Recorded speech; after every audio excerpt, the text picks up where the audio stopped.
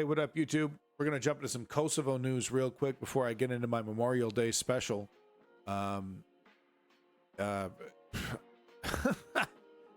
Apparently this is just a powder keg that's just ready to explode at any moment for almost any reason. Apparently this has something to do with a mayoral race. The election had a very, very low turnout, and a person that was picked is a very scandalous pick, I guess. So we're going to get a bunch of information about Kosovo, about what's happening right now, and then we're going to get a quick 4-minute history lesson on the situation. And this is going to help me just as much, because I don't know as much as I should about the Balkans. Kind of similar to Ukraine. I'm learning as I go along here. When it comes to international news, certainly more accustomed to United States news, you know, usual privileged Westerner, right? Totally ignoring the rest of the world. Serbians boycotted the election. Interesting. Okay. Well, we're going to get a roundup here from DW. Hopefully they don't DMCA me too fucking hard. Can I get a little fucking mercy here, Daddy? What? If I put a picture of like Merkel or something on my stream, can DW get off my nuts?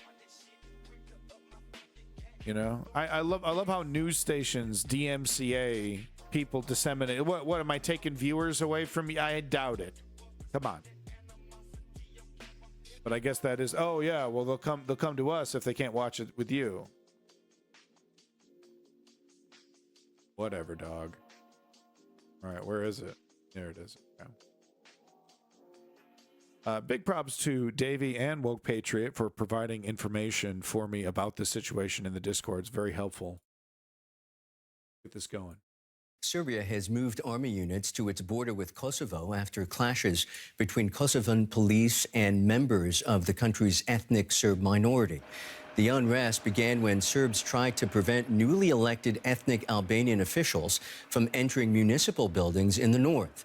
Serbs formed the majority there and boycotted last month's elections. That allowed Albanian candidates to win out a turnout of just over 3%. I see. In 2008, Kosovo declared independence, which Serbia rejects. I see. Okay.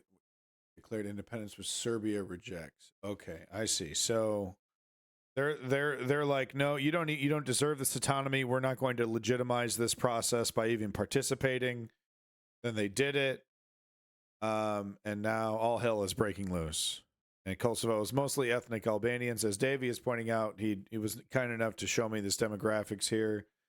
Albanians form the majority of Kosovo with over 93% of the total population. Significant minorities include Bosniaks, Slavic Muslim ethnic group, and the Serbs, South Slavic ethnic group, and others. 2015 estimate put Kosovo's population at was just under 2 million. Is that it? Damn. Yeah. Okay. And apparently Kosovo has one of the youngest populations in Europe. It's 2008. Half of its roughly 2 million strong population is under the age of 25. Oh my God. It's a whole country of Zoomers. It's a whole country of fucking Zoomers. God help us all. No wonder they're starting all, you know, maybe not starting all kinds of shit, but maybe there's, you know, that's why there's all this drama. Young people are so drama, except for the north where there are a lot of Serbians living. I see. What started as a peaceful protest soon spiraled out of control as police tried to clear Serbian residents blocking entry to this government building in northern Kosovo.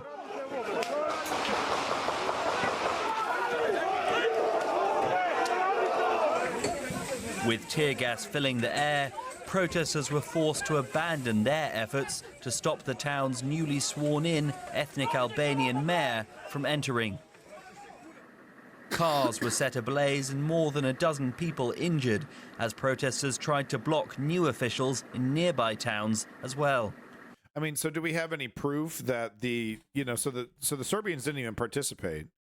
They're the minority, so they're like, we're not, did they feel, so disenfranchised that it was just completely pointless to even participate? Is that what's going on here? Or Are they overreacting? I don't know. I'm not asking anybody specifically with these questions. I'm just curious. I'm just kind of shooting them out there. These are the kind of things that I'm thinking about. Like, how legitimate is this democratic process? It doesn't sound like it's very legitimate, but is that the case, or what's the deal here? I mean, in America, our system is designed to try and that's kind of it's one of the things the Electoral College tries to do, is it tries to equalize the system, right? So that everyone, even if you have, you don't have the same population as California, right? You can still get maybe not an equal say, right, in terms of delegates that are sent, that represent your state, but you get more equal footing. So maybe the Serbians felt like there's no equal footing. This is a sham democracy. We're not going to participate.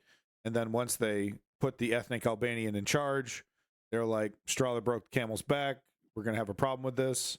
Are there calls for re-elections? Right? Is that what's going on? Like, no, this guy is the guy that was picked, like a really bad pick, like he's racist to Serbians, or is it racist, or what is it? Nationalist? Is there these? I guess they call themselves ethnic minorities, right? So I guess these are various races. I don't know. Okay. But once police were able to clear the streets, they made it into their offices. The violence comes after ethnic Albanian politicians won elections in the Serbian majority area in April on a tiny turnout of barely 3.5%, following a boycott by Serbs that was pushed by the Serbian government. So wait, okay, so are they doing this in a place that has even a majority of the minority Serbians, So it's like they're doing this in a place, and that's why the turnout was so low, because the only people that showed up were the ethnic Albanians that are living in this area? Is that what the deal is? It's just the latest unrest in the area, where most of the population still remains loyal to Belgrade. Many Serbs here have never accepted Kosovo's independence. Right. Across the border to the north, Serbia's President Aleksandar Vučić told supporters That's the guy with the sausage lips. at a rally that his government would defend Kosovo's Serbs. There they are. We will protect and ask for peace. I will fight for every second of peace so it lasts longer. But I am telling you, the first attack on the Serbs in the north of Kosovo and Metohija, Serbia will not sit idly by. You want to banish Serbs, but you won't succeed. But any attempt by Serbian troops to enter Kosovo would mean a fight with NATO peacekeepers. International troops have been helping maintain security in the restive region for over 2 decades now. For more, I'm joined now by Lars Gunnar Vigemark. He is head of the European Union Rule of Law Mission in Kosovo, a civilian mission under the EU. Sir, I'll start by stating the obvious. There's a raised level of readiness of Serbian troops at the border with Kosovo. The Serbian Minister of Defense called it a necessity. Do you agree? We would urge everyone to act in a prudent manner, in a calm manner, to avoid any violence, any threats, and to de-escalate a situation that yesterday, Boy, he's tiptoeing around that question. unfortunately spun out of control in one municipality in northern Kosovo, in Zvečan, with some violence. A thorny question, but what should be the long-term approach of dealing with widespread protests from ethnic Serbs in Kosovo? Because clearly their election boycott is a strong signal of their fundamental dissatisfaction with the current state of affairs.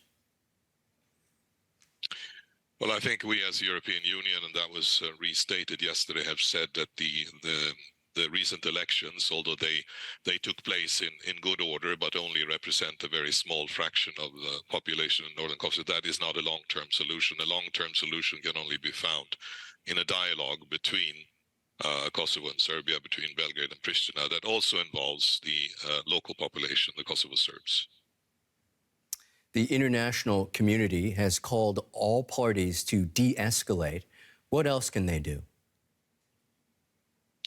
Good We question. are closely monitoring as EULEX, the EU Rule of Law Mission, through our so-called Foreign Police Unit. We're monitoring the situation on the ground. We also have other monitors, police advisors. We work together with the NATO force here, peacekeeping force KFOR, and together with the Kosovo police. I think it's very important that everyone understands what is really going on the ground. We know that there are some criminal elements involved, but there's also local population that is disenchanted with the situation. Okay, all right. So okay, I don't know. It feels like he's kind of downplaying this a bit here, but it also seems like he's like, we really shouldn't panic. This is more isolated than what it looks like. There's a lack of trust, I think, among the parties in. No, Davey, but because the company I work for is primarily in the United States, my workload is lighter today, and so I'm kind of taking a long lunch, doing a 2-hour stream here, but gonna, I got some work to finish up later tonight. You know how it goes. General, both, shall we say, at a macro and a micro level, there are a number of so-called triggers that can trigger unrest right now.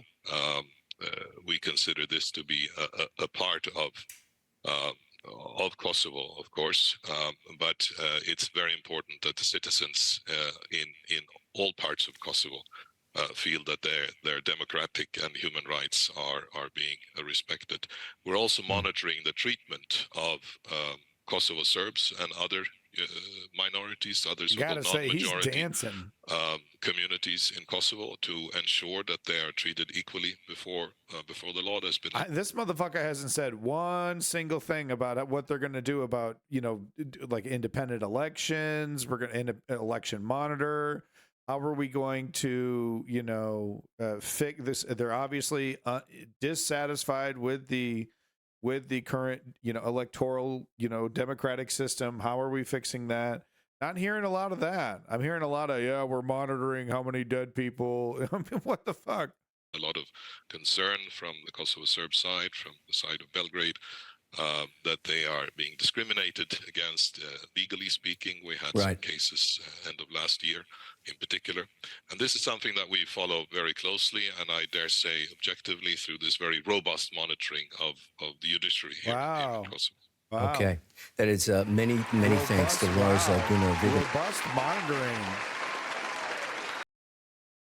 How about you robustly monitor these chestnuts, buddy? I don't know. Seemed like he was dancing around this issue. Let's, before we, so Davey's clip here from Discord, I can't show you the other clips. It's way too violent. But this is apparently NATO troops. Convoy, at least 4 Pandur APCs being operated by NATO peacekeeping forces were spotted on the move tonight in the city of Mitrovica in northern Kosovo. These are probably filled with troops, one would think. But they do have top-mounted machine guns that are not being manned, looks like. Interesting. And I can't show you the footage, but I can describe it, what I saw. And it was, very, very, very, very angry people chopping away with their bare hands on these flimsy little NATO shields. And then these guys are throwing like explosives. Some, a lot of them are like, really loud and disorienting fireworks, like into the crowd of police, into this barricade of police. But there was at least one, piece of footage there that Davey posted in the Discord. It looked like some kind of grenade went off, some kind of explosive went off, and there's several people on the ground bleeding. There's blood on the ground. They're not getting back up, but they're not dead, but they're like stunned and, severely injured. One guy limping away, his leg completely trashed. So they didn't have bare hands. They literally had metal. Well, some of them, yeah, okay. That's a good point, Davey. It's just some of these guys did not have weapons, and they're chopping away with their bare hands. But yes, there were others with straight up blunt weapons chopping away as well. I guess those were the Serbians who were protesting against Albania, who is being backed up by NATO. Do I have that correct? Am I getting this? Anyway, Let's get a quick. For Dum Dum over here, I need my own history lesson. So let's go ahead and get this. And once again, this is provided by Davey. Thank you for the research. There is one spot right here where I'm going to need to censor. It's not that bad, but just in case, to keep Daddy Bezos happy. It just shows, unfortunately, a dead person in a casket, but they're, it's not like you see their guts hanging out or anything. It's not coffin flop over here. They're on corn cob TV. More than 2 decades after the Kosovo War, relations between Kosovo and Serbia remain a source of regional instability. The reason that the region is so unstable is because after the Serbians rioting against Kosovo, who is being supported by NATO KFOR troops. I think there's also a skull later. I think a skull is good to go as long as it doesn't have any flesh on it. Like a scientific skull. I think we're good there. End of the Balkans Wars, we had an empire break up into multiple pieces, new borders created, new countries created. But normalizing relations between the two... Hold on. We got to start over here because that's a really important part here. Hold on. 2 decades after the Kosovo War, relations between Kosovo and Serbia remain a source of regional instability. The reason that the region is so unstable is because after the end of the Balkans Wars, we had an empire break up into multiple pieces. Right. New borders created, new countries created. Right. Okay. So we got Serbia here. We got Kosovo down here.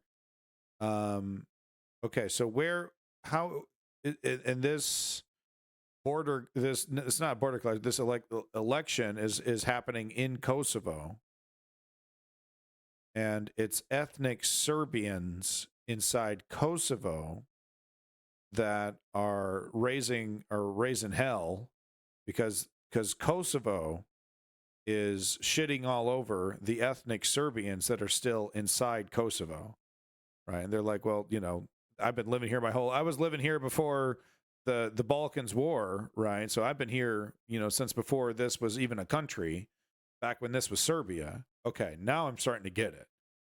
Okay. Thank you for Bud Light drinker. I could use a Bud Light, man. I'm trying to fucking just understand this shit. Need a cool, crisp Bud Light. Trans rights. And then we're going to back off from it because we're cowards. Okay, so I get it now. So Kosovo was formed as this compromise, as it was described in the Discord, after the Balkans War. There are a very small population of Serbians in Kosovo.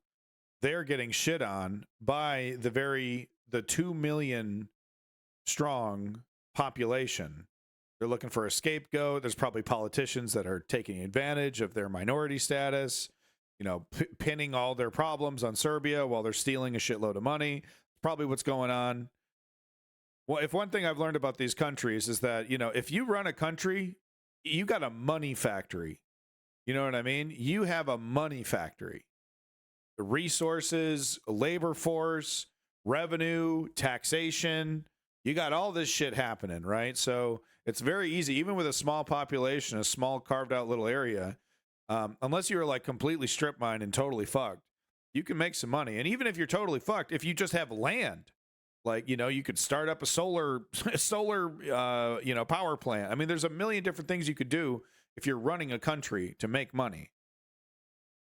But normalizing relations between the two countries is a challenge that has defied European and American policymakers for decades.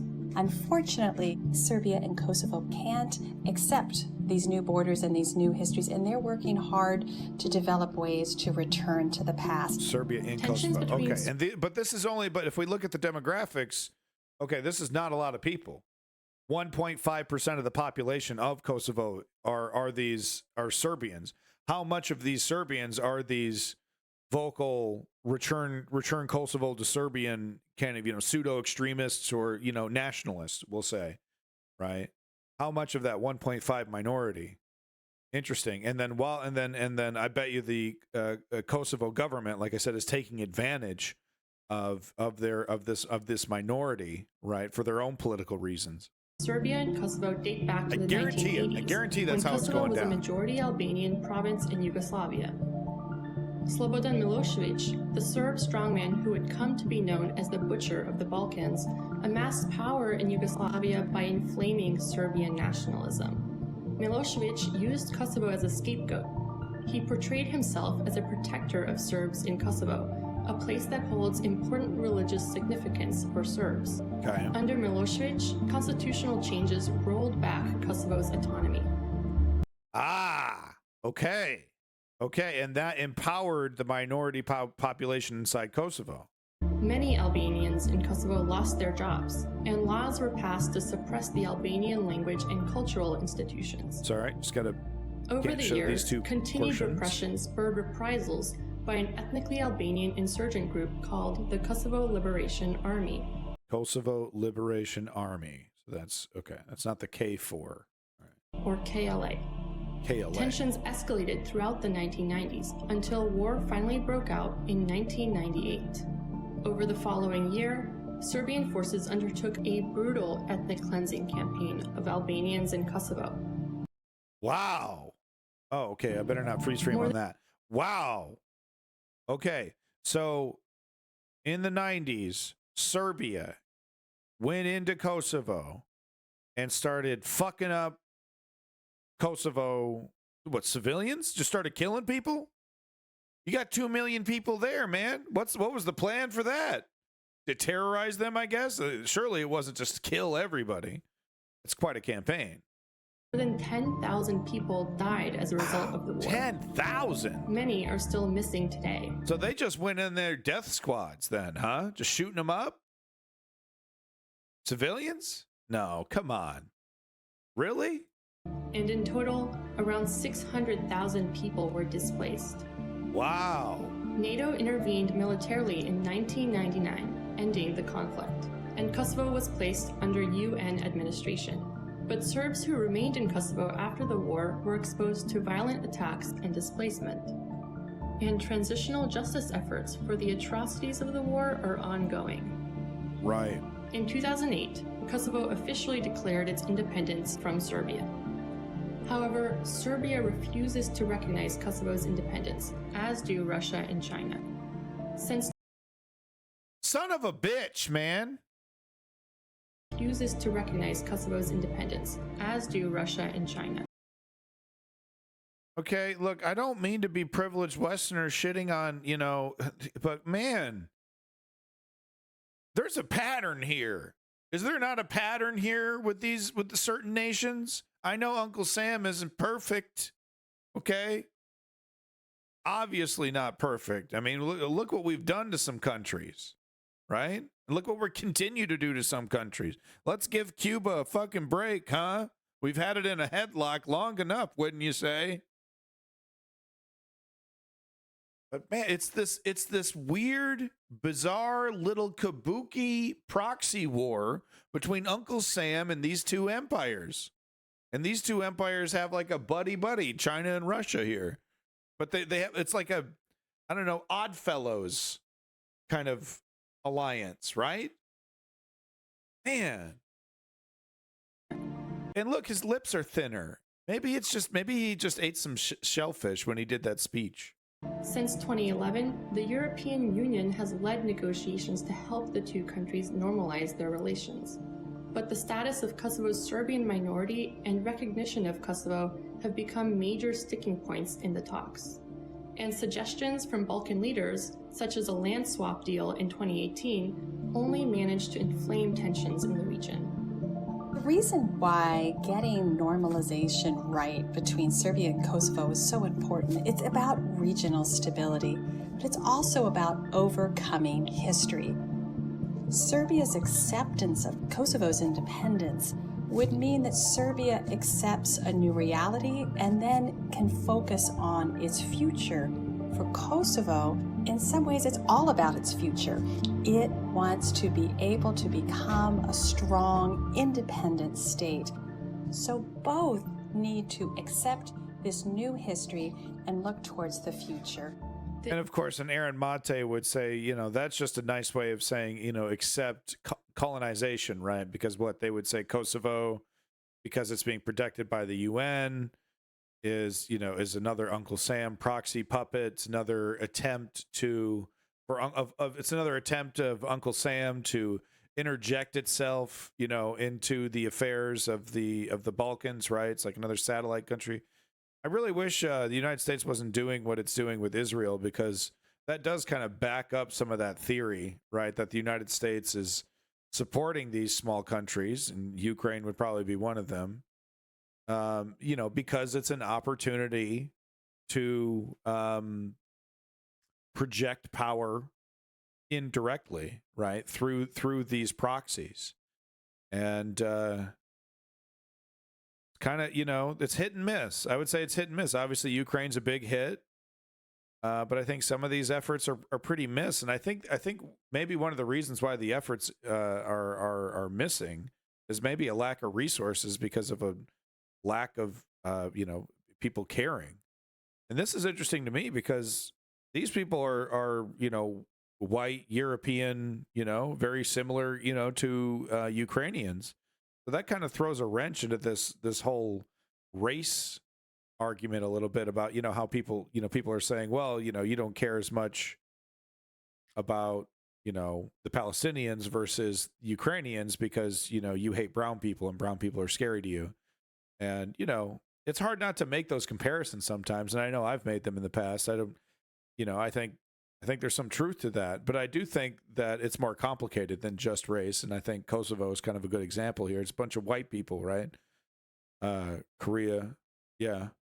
Yeah, Korean War, but the Korean bifurcation, right? The EU and the US separately tried to restart the Belgrade-Pristina dialogue in 2020 with My God, this is embarrassing. Look at this. the US separately tried to restart the Belgrade. Bro, this did not happen, bro. No, this did not fucking happen, bro.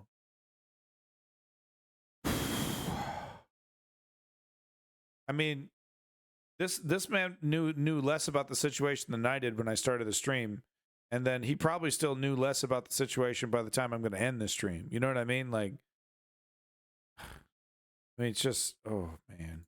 Pristina dialogue in 2020 with limited success. The Biden administration is expected to work more closely with EU partners in hopes of an agreement between Serbia and Kosovo. This collaboration.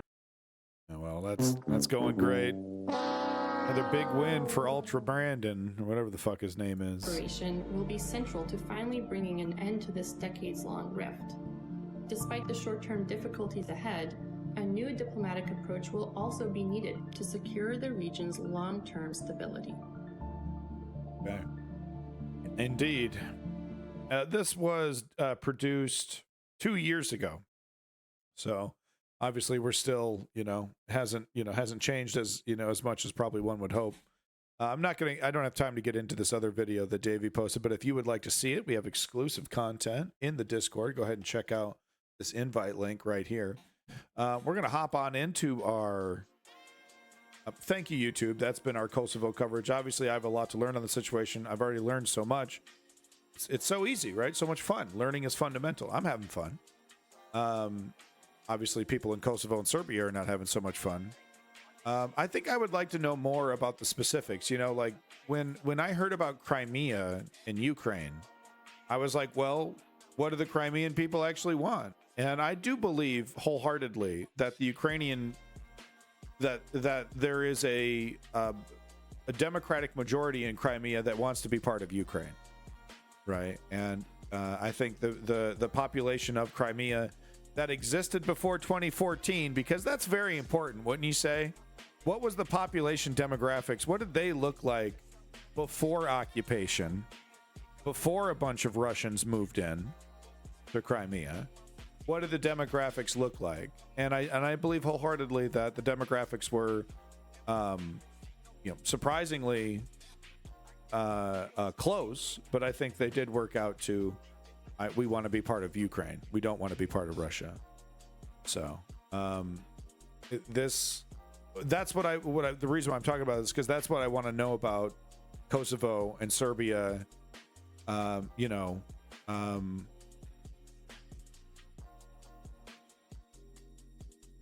I mean, it's interesting, right? The Kosovo was basically formed as a compromise to start a war.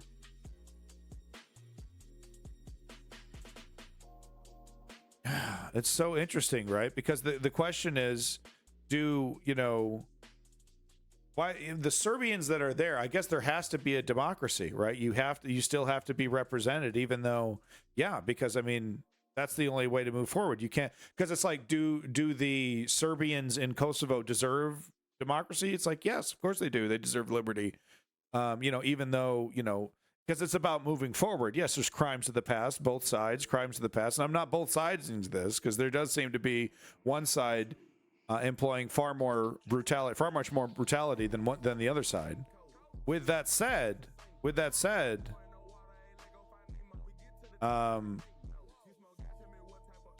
how do you work it out? How do you work out a young country formed in a compromise? How does the minority population, this would be like, after World War II, a minority population, a German minority population in France, right? And the French people like, whoa, what the fuck? You just tried to like fuck us up and invade us. There's all this stuff, and now you're complaining about your rights in our country. So this is a very complicated situation. We do need third-party mediators. We do need independent mediators. After NATO intervention, 164,000 Serbians fled Kosovo after the NATO intervention. Fascinating. Was there fear mongering that NATO was going to, employ death squad tactics in retaliation for what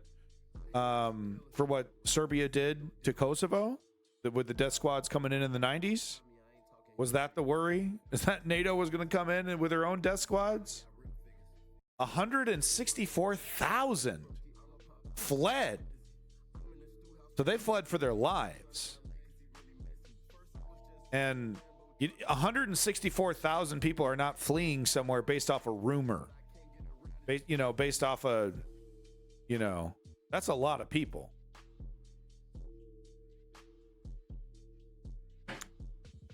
Well, that's a corker right there. But that's why we need third parties. That's why we need international communities. That's why we need mediators and diplomats. That's why we need Uncle Sam throwing some money around.